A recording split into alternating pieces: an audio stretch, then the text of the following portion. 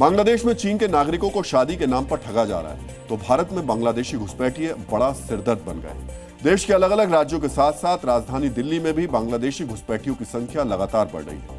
ये अवैध घुसपैठिए अक्सर दिल्ली के लॉ एंड ऑर्डर के लिए भी चुनौती बन जाते हैं। आज दिल्ली पुलिस ने ऐसे ही 38 बांग्लादेशियों को गिरफ्तार किया जो अवैध रूप से सीमा पार करके बांग्लादेश से भारत घुस आए और राजधानी दिल्ली में पिछले 8 महीने से रह रहे थे। ये देश की सुरक्षा के लिहाज से भी चिंता बढ़ाने वाली खबर है। आज आपको जानना चाहिए बांग्लादेशी कैसे भारत की सीमा के अंदर घुसे, उसके बाद देश की राजधानी दिल्ली तक इन्हें कौन लेकर आया, दिल्ली में इनके रहने और रोजगार का प्रबंध कौन करता है और कैसे ये कुछ सालों में भारत के नागरिक बन जाते हैं। आप जानकर हैरान रह जाएंगे कि बांग्लादेश से दिल्ली तक आने और यहां बसने के लिए इन घुसपैठियों को सिर्फ 5,000 रुपए का खर्च करना पड़ता है। यानी सिर्फ 5,000 रुपए में बांग्लादेशी घुसपैठियों का दिल्ली चलो अभियान सालों से सफलतापूर्वक चला आ रहा है।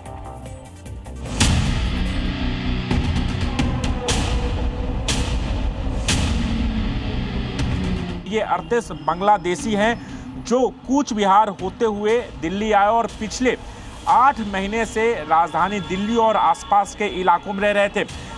कैसे क्रॉस किए थे? वो बॉर्डर उधर तार नहीं लगा था। अच्छा, बस ऐसे ही खुला जगह था। अच्छा, पैसे भी दिए थे किसी को? हाँ 5,000 के करीब लिया। 5,000 रुपए दे के आए थे। पहले बांग्लादेश सीधा ही वहाँ कुछ बिहार आते हैं, कुछ बिहार से ट्रेन से आते हैं। कूच बिहार से ट्रेन से आते हैं? हाँ, न पैसे वैसे ना ऐसे कोई पुलिया के नीचे से आया है। अच्छा, पुलिया के नीचे से होकर क्रॉस करके आए? हाँ, मतलब हमारा जो फैमिली है ना, हम एक साथ ही आया था। कितने लोग?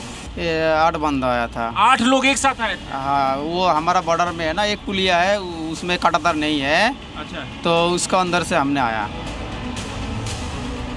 फैसिलिटेटर्स जो हैं, जो इनको पार कराने में मदद करते हैं, यहाँ पे आके मजदूर या नौकरियाँ दिलवाते हैं, उनके खिलाफ हमने एक केस रजिस्टर किया है।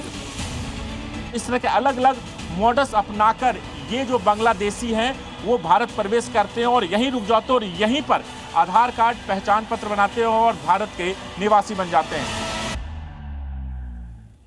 आपने अवैध रूप से भारत में घुसे बांग्लादेशियों के बयान सुने। इन बांग्लादेशियों ने बताया कि भारत के अंदर घुसपैठ करना इनके लिए कितना आसान है। इन्हें घुसपैठ करने के लिए फेंसिंग तक काटने की जरूरत नहीं पड़ती।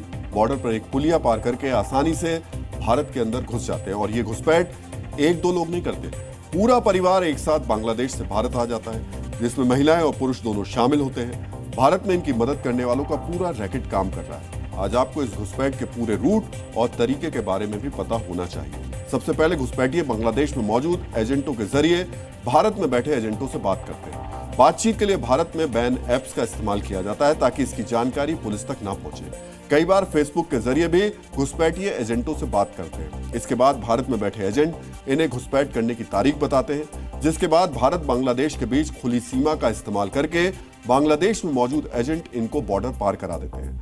बॉर्डर पार दूसरे एजेंट इनको पश्चिम बंगाल के कूच बिहार तक पहुंचाते हैं। इसके लिए बस या पैदल रास्ते का इस्तेमाल किया जाता है। कूच बिहार से बस या ट्रेन के रास्ते इनको कोलकाता लाया जाता है। कोलकाता से ट्रेन का टिकट लेकर इनको दिल्ली और आसपास के राज्यों तक पहुंचा दिया जाता है। यहां पर भी बांग्लादेशियों के मददगार एजेंट इनके लिए काम का इंतजाम करते रहते हैं। घनी चुकी बस्तियों में इनके रहने की व्यवस्था की जाती है। दिल्ली पुलिस ने कई ऐसे अवैध बांग्लादेशियों को भी गिरफ्तार किया है जो ट्रांसजेंडर बनकर अपनी पहचान छिपा रहे थे। ये ट्रांसजेंडर बनकर रेड लाइट्स पर भीख मांगने का भी काम करते थे। आपने भी अक्सर रेड लाइट्स पर ऐसे ट्रांसजेंडर्स को पैसा मांगते देखा होगा। हो सकता है आपने भी कई बार ट्रांसजेंडर बने इन बांग्लादेशियों को पैसा दिया हो। अब दिल्ली पुलिस ऐसे अवैध घुसपैठियों पर नकेल कस रही। जिन 38 अवैध बांग्लादेशियों को दिल्ली पुलिस ने गिरफ्तार किया वो ईंट के भट्टे पर काम कर रहे थे और अच्छी मजदूरी भी कमा रहे थे। अब इन्हें गिरफ्तार करके वापस बांग्लादेश डिपोर्ट करने की प्रक्रिया शुरू कर दी गई है। अवैध बांग्लादेशी घुसपैठियों के खिलाफ दिल्ली पुलिस का एक्शन पहलगाम अटैक के बाद और तेज हो गया है। अब तक 1,000 से ज्यादा घुसपैठिए बांग्लादेश में डिपोर्ट कर दिए गए हैं। भारत में इनके मददगार एजेंटों पर भी अब एक्शन जारी है। दिल्ली से आज 38 घुसपैठियों को पकड़ा गया, लेकिन देश के लिए यह समस्या बहुत बड़ी है। भारत सरकार ने स्पष्ट आंकड़े नहीं दिए हैं, लेकिन 60 साल में बांग्लादेश से भारत में घुसपैठ करने वालों की संख्या करोड़ों में हो सकती है। पश्चिम बंगाल और असम जैसे राज्यों में अवैध घुसपैठियों ने कई शहरों की डेमोग्राफी बदल दी है। राष्ट्रीय राजधानी के अलावा देश के कई हिस्सों में यह बड़ी समस्या और खतरा भी बन चुके हैं, जिसके बारे में आज आपको जानना चाहिए। अवैध घुसपैठिए भारत की सुरक्षा के लिए बड़ा खतरा है। ये आसानी से आतंकी नेटवर्क का हिस्सा भी बन जाते हैं। और पाकिस्तान की खुफिया एजेंसी स्लीपर सेल के तौर पर भी इनका इस्तेमाल करती है। फर्जी दस्तावेज बनाकर इन्हें भारतीय नागरिकता भी दिला दी जाती है। ये भारत के संसाधनों पर बड़ा बोझ है।